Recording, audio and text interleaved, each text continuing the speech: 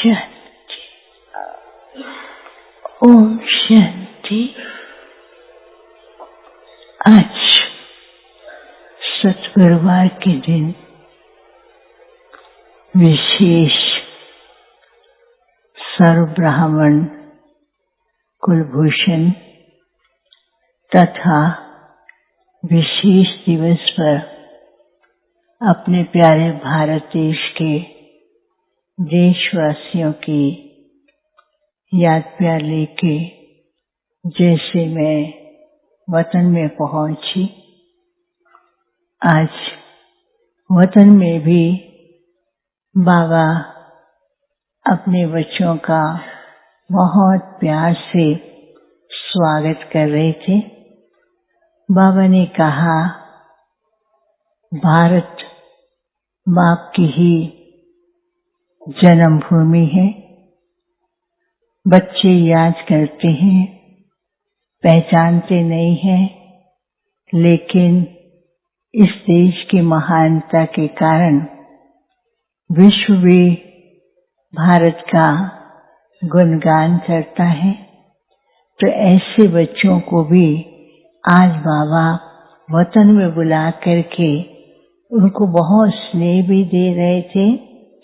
उनके ऊपर जैसे कि फूलों की वर्षा होती है, ऐसे लाइट की ऐसी किरणें उनके ऊपर पहुंच रही थी।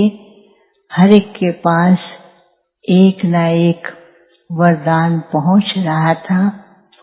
बाबा ने कहा, अभी तो ये बच्चे अज्ञानतावश खुशी भी मना रहे हैं, लेकिन वो समय आएगा जब भारत ही पूरे विश्व का मालिक, स्वराज्य और स्वरक होगा।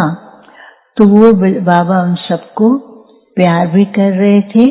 फिर कुछ सेकंड में देखती हूँ कहाँ पर कोई सेलिब्रेशन हो रहा है, कहाँ पर वो झंडा लेकर के ऐसे रैली निकाल रहे हैं, तो बाबा भी मुस्कुरा रहे थे। फिर थोड़े टाइम के बाद क्या देखती हूँ कि दूसरी तरफ छोटे छोटे एंजल्स दिखाई दिए और एंजल्स के हाथ में शिव बाबा का झंडा था और उस झंडे के ऊपर कोई न कोई ब्लेसिंग लिखे हुए थे। और वो एंजल वो सब ऐसे चारों तरफ पूरे आकाश के अंदर, पूरे वायुमंडल के अंदर चक्कर लगा रहे थे। और जैसे वो एंजल्स उड़ते थे तो सारे लोग उन एंजल्स को देखते थे। तो बच्चे जैसे होते हैं ना, ऐसे हाथ खड़ा करके हमारे पास आओ, हमारे पास आओ। तो ऐसे लोग खड़े होकर के यही एंजल्स को पुकार रहे थे। तो जैसे वो पुकार रहे थे, एंजल्स धीरे धीरे उनके पास आकर के उनको कोई न कोई ब्लेसिंग कार्ड एक ना एक देके और उड़ जाते थे। तो फिर थोड़ी देर में क्या देखती हूँ कि विश्व का ग्लोब है और उस ग्लोब के ऊपर बाबा का झंडा है और वो ग्लोब धीरे धीरे घूमता है और बाबा के झंडे से और लाइट निकलते हुए चारों तरफ फैल रही है। तो बाबा भी मुस्कुरा रहे थे।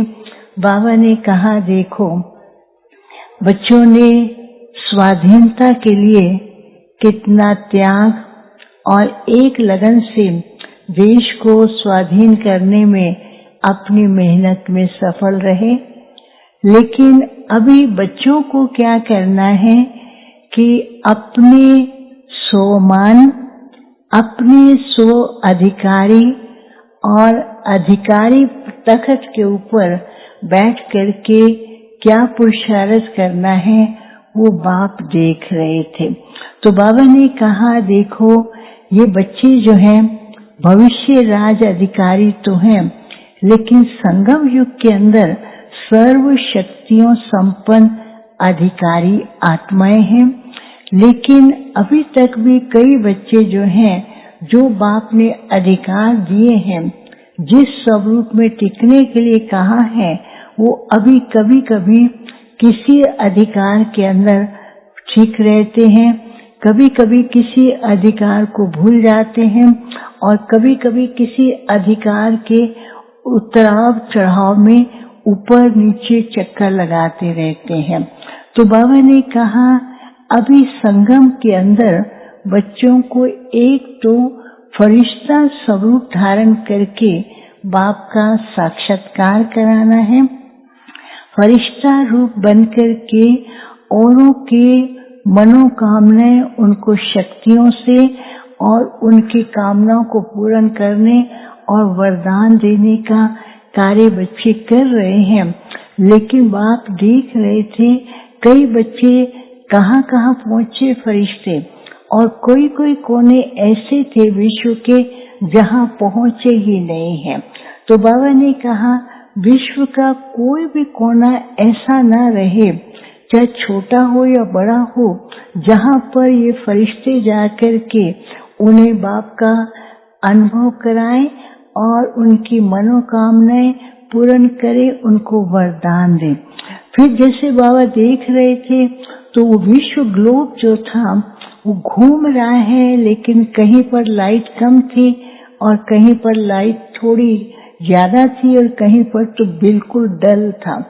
बाबा ने कहा कि बच्चों ने बहुत मेहनत से विश्व के अंदर बाप का झंडा लहराने का बहुत अच्छा पुरुषार्थ किया है, लेकिन अभी भी विश्व के कई ऐसे स्थान रहे हैं जहाँ पर बाप का झंडा नहीं लहराया है।